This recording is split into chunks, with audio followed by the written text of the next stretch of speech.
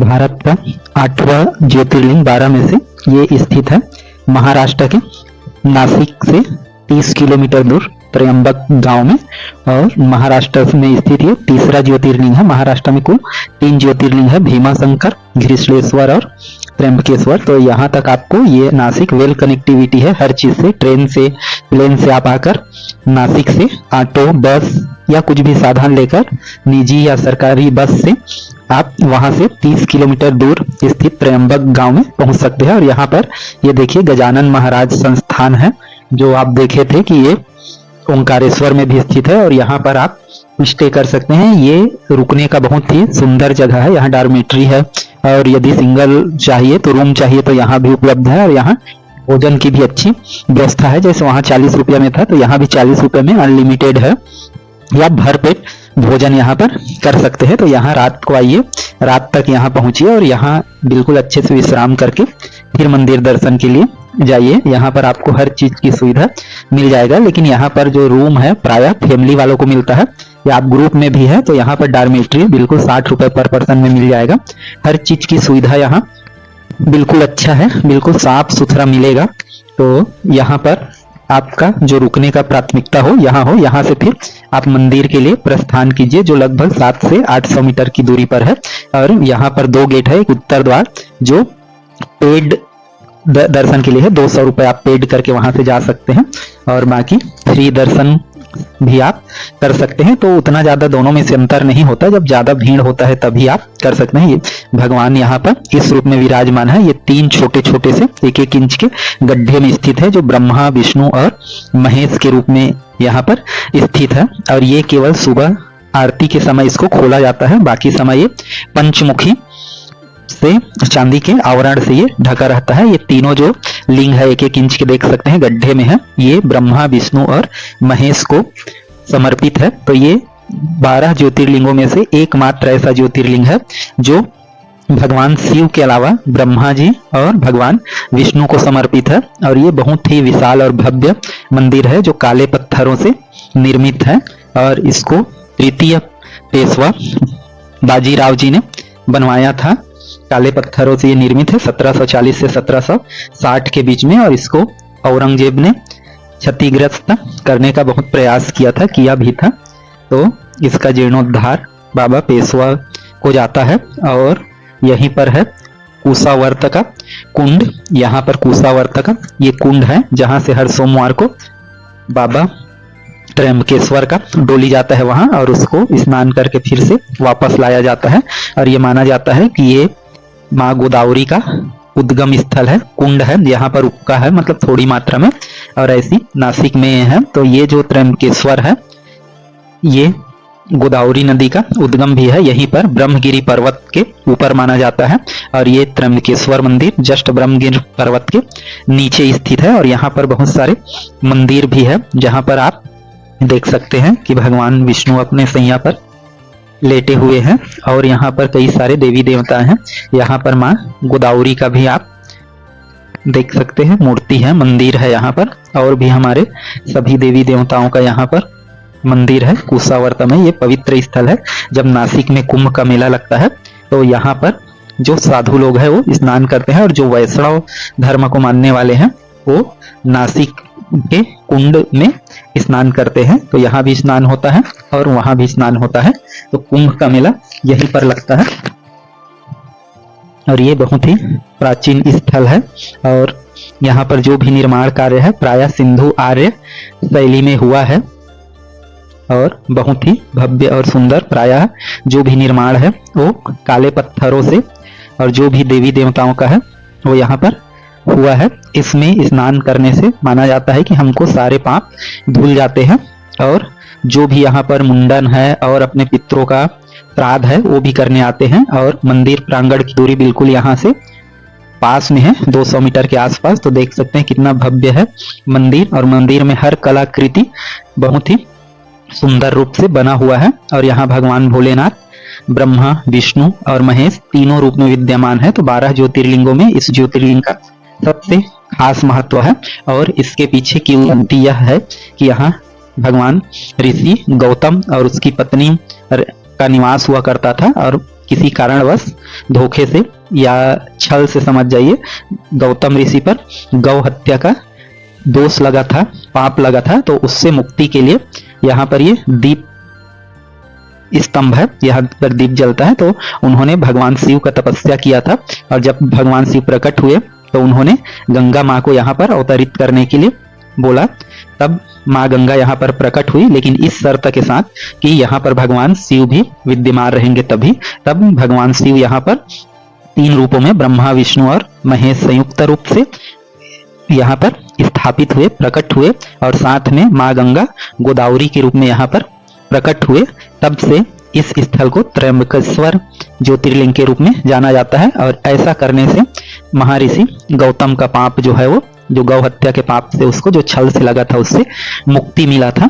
तो यहाँ पर भगवान भोलेनाथ का केवल एकमात्र ऐसा ज्योतिर्लिंग है जहाँ पर यह ब्रह्मा विष्णु और महेश के रूप में स्थित है। और यहाँ पर ये देखिए, ये पंचमुखी जो चांदी के आवरण से ऐसे करके ये ढका रहता है और आपको हर समय एलईडी के माध्यम से आपको गर्भगृह का दर्शन होते रहता है। ये बहुत ही भव्य और काले पत्थर से निर्मित देख सकते हैं, बिल्कुल सुंदर। और एक बहुत ही विशाल यहाँ पर सुंदर त्रिशूल रखा हुआ है और इधर से एग्जिट गेट है और यहाँ पर भी लोग जाते हैं, मतलब भीड़ ज्यादा हो तो दोनों तरफ से भी। और यहाँ पर हम लोग देखते हैं कि जो गर्भगृह होता है कि वहां जो भी जल चढ़ता है उससे ये इसका किनारे यहाँ से वो निकलता है, तो लोग इसको प्रसाद के रूप में ग्रहण करते हैं और अपने। और यहाँ पर और भी शिवलिंग बना हुआ है, ये उसी का प्रारूप है त्र्यंबकेश्वर जी का, जहाँ पर लोग जलाभिषेक और जो भी पूजन है किया जाता है। यहाँ का खास बात और है कि यहाँ काल सर्प दोष की मुक्ति के लिए यहाँ पर पूजा किया जाता है खास रूप से, तो इसके लिए ये बहुत प्रसिद्ध है।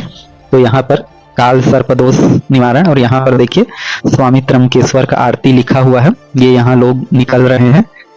और ये प्रांगण बहुत ही बड़ा और बिल्कुल साफ सुथरा है। इससे आगे हम लोग चलते हैं।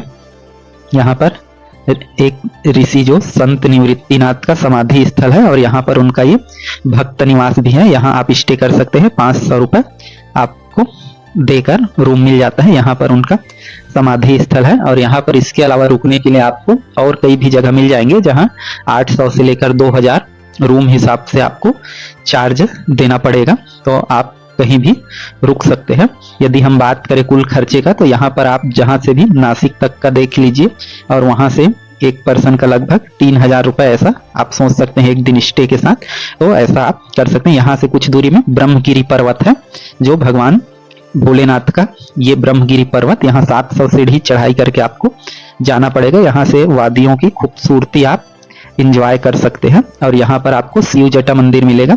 जब भगवान शिव ने अपना जटा पटका था, माना जाता है कि गंगा माँ को यहाँ पर अवतरित करने के लिए गोदावरी के रूप में, तो शिव जटा, और यहाँ पर उसका निशान भी ऐसा माना जाता है कि ये ऐसे, ये देखिए ये पत्थरों पर वो निशान जैसे जटा पटकने का या बाल पटकने का, तो ये चीज माना जाता है कि इसलिए इस जगह को बोला है शिव जटा। और आगे और हम लोग देखते हैं तो यहाँ पर ये ब्रह्मगिरी मंदिर है और यहीं पर माँ गोदावरी का उद्गम स्थल माना जाता है।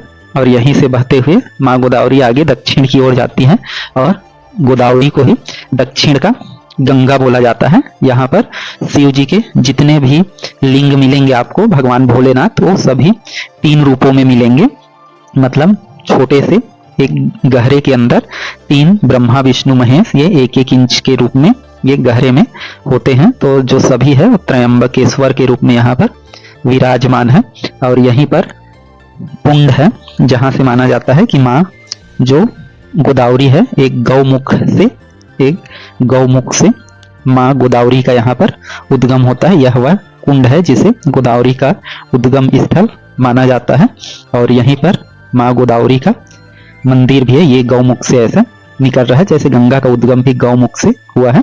तो आप त्र्यंबकेश्वर ज्योतिर्लिंग जरूर आइए और यहाँ पर सारे जगह को घूमिए और भगवान भोलेनाथ का आशीर्वाद लीजिए। जय त्र्यंबकेश्वर, जय मां गोदावरी।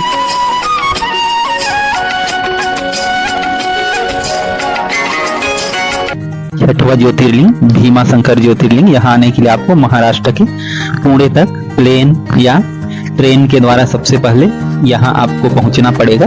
फिर यहाँ से आप हमारा छठवां ज्योतिर्लिंग के लिए वहां से शिवाजी नगर मुख्य बस स्टैंड आना पड़ेगा। फिर यहाँ से आप भीमा शंकर के लिए बस के बारे में पूछ सकते हैं और यहाँ से सुबह 6 बजे से या और उससे पहले से हर टाइम पूरे टाइम के लिए बस मिल जाता है आराम से।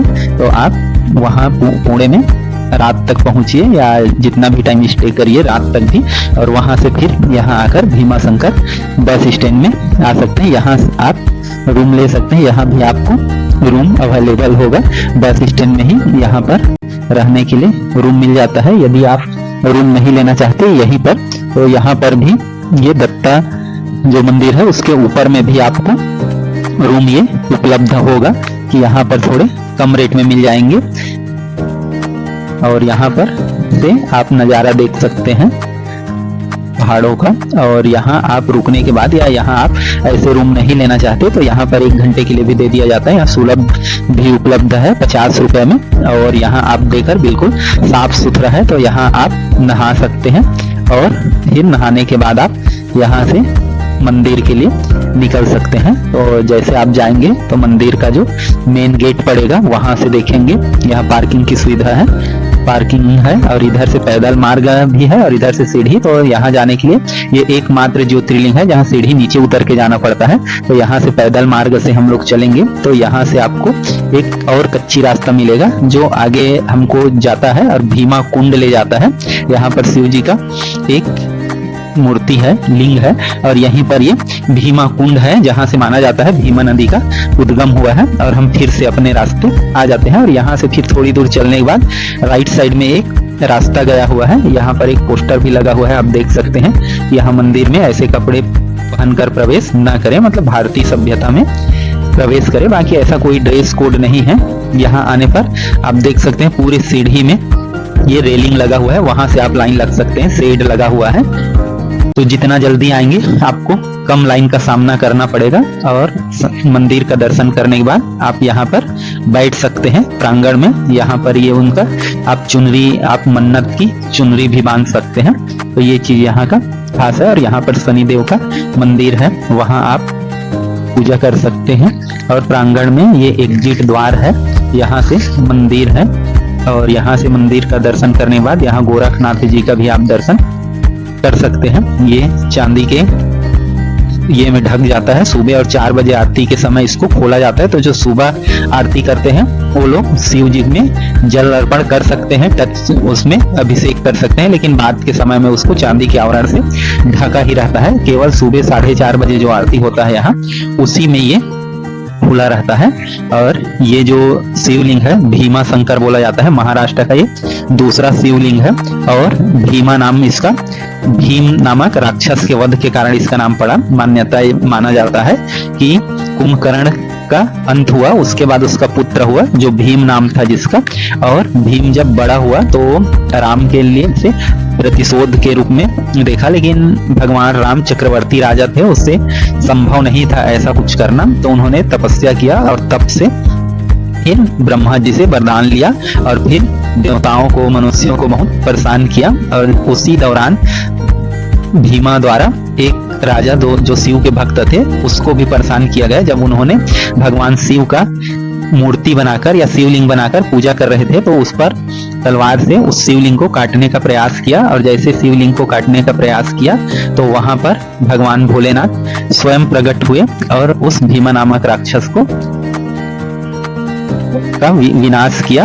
और तब सभी लोगों ने भगवान शिव को यहाँ पर विराजमान होने के लिए किया, आग्रह किया। तब भगवान शिव यहाँ पर स्थायी रूप से शिवलिंग में प्रकट हुए और इसलिए इस जगह को भीमा शंकर नाम दिया गया, क्योंकि भगवान शिव ने, शंकर ने भीम नामक राक्षस का यहाँ पर वध किया था। और ये हमारे भारत का 6वां ज्योतिर्लिंग है। यहाँ बीच में हवन कुंड है और यहाँ पर बहुत अच्छा त्रिशूल लगा हुआ है, जैसे केदारनाथ में भी आप देखे ही थे। और ये जो लकड़ी के लगे हैं, जब बरसात होता है तो इसमें जो भी है वो कवर किया जाता है ताकि अंदर श्रद्धालुओं को दिक्कत ना हो। और जैसे समय बढ़ते जाता है यहाँ भीड़ आप देख सकते हैं, मतलब लास्ट डे सैटरडे संडे और मंडे को भीड़ ज्यादा रहता है। साथ में जो महाशिवरात्रि के आसपास और सावन माह में यहाँ बहुत ज्यादा भीड़ होता है, तो उस समय यदि आएंगे तो आपको ज्यादा से ज्यादा लाइन लगने की आवश्यकता होगा। और यहाँ पर 2 नंदी महाराज और सामने में शिवलिंग, ये आप देख सकते हैं कि कितना सुंदर भव्य बना हुआ है। और जितने भी ज्योतिर्लिंग है हमारे उनको स्थायित्व प्रदान करने में वल्लभाचार्य जो शंकराचार्य और अहिल्याबाई होलकर इनका महत्वपूर्ण योगदान रहा है। और ये यहाँ पर ये देखिए सब नीचे 250 सीढ़ी उतर कर नीचे आना पड़ता है और ये पहाड़ के ऊपर ही स्थित है। लगभग इसकी ऊंचाई 3250 फीट ऊपर पर स्थित है। और बाहर निकलने के लिए आपको ऐसे सीढ़ी ऊपर चढ़ना पड़ेगा। और प्रांगण में ही बहुत सारे देवी देवताओं का यहाँ पर मूर्ति है या मंदिर है जिनका आप दर्शन कर सकते हैं और मंदिर का भव्यता देख सकते हैं। और जो भी आप यहाँ पर जितने भी बार देखेंगे आपको बिल्कुल शांति महसूस होगा। तो इसका जो रास्ता है बहुत बड़ा है, जैसे खाली में इस टाइप से है और बरसात के समय में कुछ साइड में ऐसे ये भी लगा हुआ है। और यहाँ पर आप हर समय देख सकते हैं कि उसका दर्शन किया जा सकता है। भगवान भोलेनाथ का एलईडी लगा हुआ है। दीवारों की नक्काशी आप देख सकते हैं, सुंदर पत्थरों से ये निर्मित है। और आप हर जगह से सीधे गर्भगृह का दर्शन कर सकते हैं। और यहाँ पर जैसे जो भी प्रमुख त्योहार है उसमें यहाँ पर ये डोला निकलता है, ये रखा हुआ है। तो जो भी प्रमुख त्योहार होता है ये नंदी महाराज, इसके कान में जो मन्नत होता है वो बोला जाता है। तो ये भगवान शिव का डोला है जो प्रमुख त्योहार में।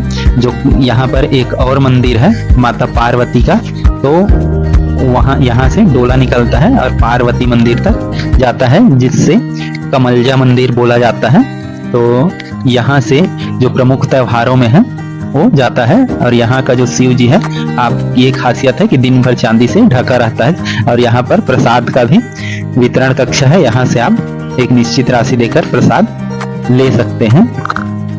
और ये इसमें दीपक जलाया जाता है। और यहीं पर और मंदिर है राम कृष्ण का। और यहाँ से एक एग्जिट द्वार है जहाँ गुप्त भीमा शंकर जाते हैं इस रास्ते से।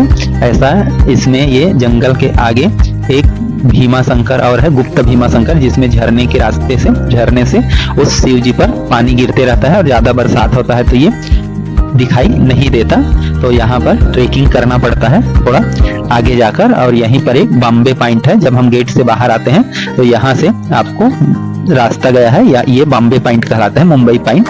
यहाँ से आप बिल्कुल पहाड़ का सुंदर नजारा देख सकते हैं, बहुत ही खूबसूरत। और यहीं पर कुछ दूर में ये है कमलजा माता का मंदिर, मतलब पार्वती माता का मंदिर। यहाँ भी आप दर्शन जरूर करें। और जैसे प्रमुख त्योहार है तो यहाँ पर खाने पीने वगैरह की भी सुविधा अच्छी है, बाजार में आप कुछ भी ले सकते हैं। और यहाँ जैसे सुबह 4:30 बजे 3 बजे और शाम को आरती होता है। तो यहाँ से प्रमुख त्योहारों में भगवान भीमा शंकर जी का डोला निकलता है और वो कमलजा माता मंदिर तक ही जाता है। और वहां से फिर से वापस भीमा शंकर मंदिर तक इसको फिर से लाया जाता है। तो यहाँ आप यदि एक दिन स्टे का प्लान बनाते हैं तो बहुत अच्छा होगा। जय भीमा शंकर, हर हर महादेव।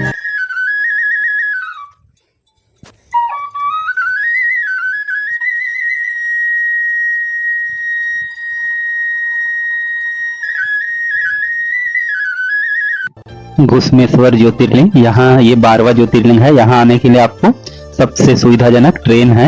आप ट्रेन से आपको सबसे पहले आना पड़ेगा औरंगाबाद, और संभाजी शहर जो है उसके नाम से ये प्रसिद्ध है। तो यहाँ से आपको फिर 33 किलोमीटर के आसपास पेरुल गांव जाना पड़ेगा। वहां पर जो हमारा 12वां ज्योतिर्लिंग है घृष्णेश्वर वहां पर स्थित है। आप प्लेन से भी आ सकते हैं, तो औरंगाबाद में है हवाई अड्डा, तो वहां से आपको घृष्णेश्वर या घुसमेश्वर ज्योतिर्लिंग आने के लिए यहाँ आना पड़ेगा। और यहाँ आएंगे तो ये एक छोटा सा, ज्यादा बड़ा शहर नहीं है, एक सिंपल सा गांव है। गांव मतलब कस्बा है मान लीजिए। ये देखिए यहाँ से जैसे आप आएंगे तो आपको मंदिर का दर्शन होगा दूर से ही। जो हम उसके गलियारे से गुजरेंगे तभी हमको भगवान महादेव के ज्योतिर्लिंग कलश का दर्शन यहीं से हो जाएगा। ये मार्केट प्लेस है, यहाँ से आप ज्योतिर्लिंग महादेव के लिए आप फूल प्रसाद ले सकते हैं। और यहाँ पर मोबाइल रखने के लिए बाहर में ही होता है, जहाँ पर आप 5 रुपए देकर आप अपना मोबाइल 5 या 10 रुपए देकर आप अपना मोबाइल ले सकते हैं। और यहाँ पर आपको बेलपत्र और जल लाना होगा, यहाँ पर जमा कर सकते हैं मोबाइल। और आप यहाँ पर ज्योतिर्लिंग में आप बेलपत्र और जल चढ़ा सकते हैं। तो ये ऐसा केवल एकमात्र ज्योतिर्लिंग है जहाँ आप आके ज्योतिर्लिंग को छू सकते हैं, सब कर सकते हैं, छू सकते हैं, जल चढ़ा सकते हैं, बेलपत्र चढ़ा सकते हैं। तो ये मार्केट प्लेस है, यहाँ से आप सभी चीजें खरीद सकते हैं, जो भी आप सामान चाहें सुविधा अनुसार। ये मुख्य द्वार है, ये छोटा सा द्वार है, यहाँ से आपको अंदर प्रवेश करके जाना होगा और लाइन में लगना होगा। और ये मंदिर का प्रांगण, इसका निर्माण अहिल्याबाई होलकर जी ने करवाया था, क्योंकि मुगलों ने, आपको पता ही है कि सभी हमारे प्रमुख धार्मिक स्थलों को बहुत क्षति पहुंचाया था। तो उनका जीर्णोद्धार शंकराचार्य जी और अहिल्याबाई होलकर ने कराया था। आपको ये लाइन में लगना होगा। और यहाँ पर एक परंपरा है कि पुरुषों को अपना जो शर्ट है या बनियान है, ऊपर का जो वस्त्र है, उसको निकाल के ही अंदर जाना पड़ता है। और ये बहुत ही सुंदर शैली में बना हुआ है, देख सकते हैं कितना सुंदर, और लाल और सफेद पत्थरों से मिक्स बना हुआ है। नीचे तरफ देख सकते हैं लाल पत्थर, और ऊपर तरफ का जो पत्थर है वो सफेद कलर का है, उसमें बहुत ही बेहतरीन कला है। ये देखिए जो बाहर निकल रहे हैं वो बिना जो ऊपर के कपड़े के हैं, और फिर बाहर आके आपको पहनना पड़ेगा। तो शिवलिंग को यदि आपको स्पर्श करना है गर्भगृह में, तो आपको ऐसे ऊपर का वस्त्र निकाल के जाना पड़ेगा। और इसका जो प्रांगण है, इसका जो गर्भगृह है, बाकी सभी ज्योतिर्लिंगों से बहुत ज्यादा बड़ा है, इसलिए यहाँ पर आप ज्योतिर्लिंग को छू सकते हैं। वहां बाकी ज्योतिर्लिंगों में जैसे दूर से ही दर्शन करना पड़ता है, तो वैसा यहाँ नहीं है। ये देखिए कितना सुंदर और भव्य बना है। और इसको घुसमेश्वर महादेव, साथ में घृष्णेश्वर महादेव या ज्योतिर्लिंग भी बोला जाता है। और ये जो जहाँ पर स्थित है पेरुल गांव, वह उतना बड़ा सिटी नहीं है। और ये यहाँ पर अहिल्याबाई होलकर जो इंदौर की महारानी थी, और इन्होंने ही सभी ज्योतिर्लिंगों का मतलब योगदान है इनका। और ये देखिए मंदिर ऊपर सफेद से, और यहाँ पर देखिए सभी देवी देवताओं का ऐसा प्रतिबिंब बना हुआ है उसमें, और ये बहुत बड़े एरिया में ऐसे फैला हुआ है। यहाँ ये गर्भगृह देखिए, सभी लोग ऊपर का वस्त्र निकाल के ही दर्शन करते हैं। और यहाँ पर ये बाहर में और भी नंदी महाराज है, और यहाँ पर ऐसे जो भी लाइन में लगे रहेंगे, तो यहाँ कम से कम 2 से 3 घंटा लाइन में लग सकते हैं। और ऐसे यहाँ पर सभी लोग अपना वो वस्त्र निकाल के ऊपर का और इधर से आते हैं। वो देखिए यहाँ पर नंदी महाराज और सभी अंदर का ये दृश्य आप ऐसे देख सकते हैं। सभी जगह एलईडी लगा हुआ है, और मंदिर बहुत ही सुंदर है। और ये आखिरी नंबर पे ये देख सकते हैं, दर्शन कर सकते हैं घृष्णेश्वर महादेव। आप सबकी मनोकामना को पूर्ण करें यहाँ। और यहाँ पर ये भव्य त्रिशूल रखा हुआ है, देख सकते हैं बहुत ही सुंदर। और यहाँ से ये मंदिर और त्रिशूल का आप एक साथ दर्शन कर सकते हैं। और ये बहुत ही मतलब 12वें नंबर का ज्योतिर्लिंग है, और महाराष्ट्र के औरंगाबाद जिले में स्थित है, औरंगाबाद में। तो दौलताबाद भी है एक पास में शहर, जहां से इसकी दूरी 11 किलोमीटर है, तो आप वहां से भी आ सकते हैं। और ये मुंबई से 320 किलोमीटर और पुणे से 250 किलोमीटर की दूरी पर है। यहाँ से हम निकलेंगे तो ये देखिए, ये राइट साइड में जाएंगे तो ये शिवालय जिसका अहिल्याबाई होलकर ने निर्माण करवाया था। यहाँ माना जाता है घुसमा देवी नाम की एक स्त्री थी, रानी थी, वह 101 ज्योतिर्लिंग बनाकर रोज पूजा करती थी और इस जल कुंड में उसको विसर्जित करती थी। तो इसकी एक जो और सौतन थी, जो उसकी बड़ी बहन ही थी, उन्होंने इसके पुत्र को मारकर इसी में डाल दिया। लेकिन जैसे फिर वो पूजा करने आई घुसमा, तो उसका पुत्र इसमें से फिर जिंदा वापस आ गया, तो भगवान शिव जी ने उसे वापस किया था, ऐसा माना जाता है। और तभी से भगवान शिव जी प्रकट हुए और भूष्मा ने उससे अनुरोध किया कि आप सदा के लिए यहाँ विराजमान होइए, तब यहाँ पर वो विराजमान हुए थे और उसी के नाम से भूष्मेश्वर नाम पड़ा। और यहाँ पर ठहरने के लिए भक्त निवास है और साथ में कुछ होटल्स वगैरह भी है, तो वहां भी आप स्टे कर सकते हैं। कुछ होटल में यदि आपके पास पैसे अधिक है, पर्याप्त है, तो आप प्राइवेट होटल देख सकते हैं, नहीं तो भक्त निवास में बहुत कम पैसे में आप ठहर सकते हैं। और यहीं पर पास में ये एलोरा की गुफा है जो लगभग 1 किलोमीटर की दूरी पर है, तो यहाँ पर यदि आप आते हैं तो यहाँ भी आप जरूर आइए। इसका मैं एक अलग से वीडियो बनाऊंगा, उसमें मैं आपको इसका पूरा दर्शन कराऊंगा, डिटेल जानकारी दूंगा। तो घृष्णेश्वर महादेव आप सबकी मनोकामना को पूर्ण करें। धन्यवाद।